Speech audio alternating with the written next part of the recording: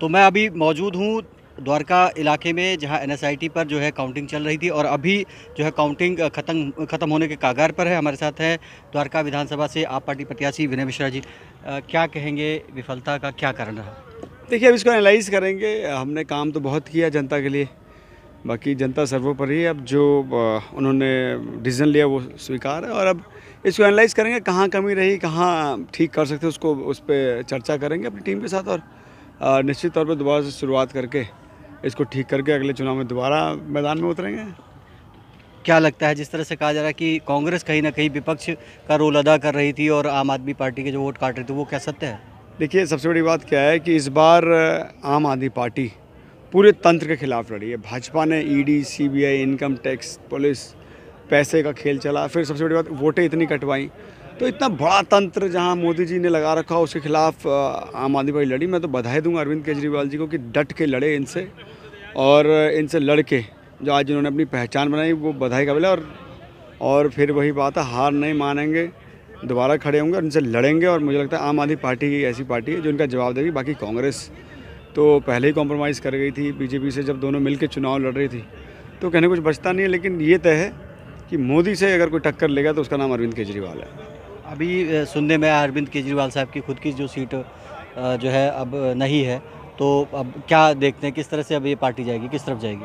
देखिए, पार्टी सर्वोपरि है, और पार्टी ने सबको विधायक बनाया भी तो। और अरविंद जी ने बहुत से लोगों को विधायक बनाया,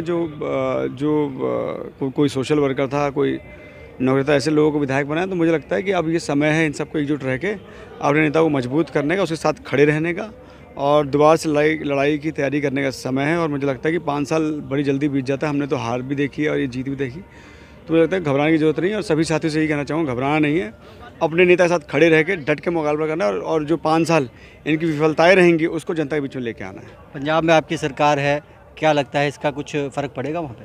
मुझे लगता नहीं है। देखिए, हर जगह का अपना अपना जो है, आज सरकार पंजाब में हमारी फुल मेजॉरिटी में है, फुल हमारे पास तंत्र है, तो हम उसका जो है गलत इस्तेमाल नहीं करें, तो आज हमारे वहाँ काम भी हो रहे हैं। जो हमारे वादे थे हमने सब पूरे किए। लेकिन दिल्ली में एलजी के माध्यम से जिस तरीके से कामों को रोका गया, हर काम में बाधा डाली गई, और जिस तरीके से अफसरशाही को हावी कर दिया गया, तो मुझे लगता है आने वाले समय में जनता उसका माकूल जवाब देगी। अभी तो जो है, जो वोटें कटवाई है उसको जुड़वाना हमारा पहले प्रायोरिटी होगी। और सबसे बड़ी बात, अभी नेता के साथ खड़े रह के उनका साथ देने का समय है, उनका जो आदेश होगा उसका पालन करने का समय है। आप पार्टी का एक हमेशा आरोप रहा है कि बीजेपी ने मैनिफेस्टो कॉपी किया, तो उसका कितना बड़ा प्रभाव मानते हैं? देखिए, मैनिफेस्टो तो कॉपी किया है हमने, जो बात कही थी सब इन्होंने कही, और पहले मना करते रहे कि ये नहीं दे सकते, इस बार इन्होंने सब कहा। तो अब देखते हैं ये कैसे देते हैं। पर ये तय है कि जनता ने हमें 10 साल खूब मौका दिया। हम जनता के बहुत धन्यवादी हैं कि 10 साल तो उन्होंने सेवा का मौका दिया। अब बदलाव आया तो देखते हैं ये कितना काम करते हैं। आपने एक बात कही थी कि आप पार्टी ने इन पुराने जो पार्टियां हैं उनको राजनीति करना सिखा दिया, तो कितना आप मानते सही अब है? आपके सामने आप देखिए, बीजेपी ने जो भी मैनिफेस्टो था हमारा कॉपी किया, जो हमने कही वो सारी बात कॉपी करके आज काम करने की बात कही है। तो राजनीति हमने बदली। आज पूरे देश में कोई सोच नहीं सकता था कि फ्री बिजली मिलेगी, फ्री पानी मिलेगा, सरकारी स्कूल इतने शानदार हो जाएंगे, महिलाओं को मुफ्त यात्रा होगी।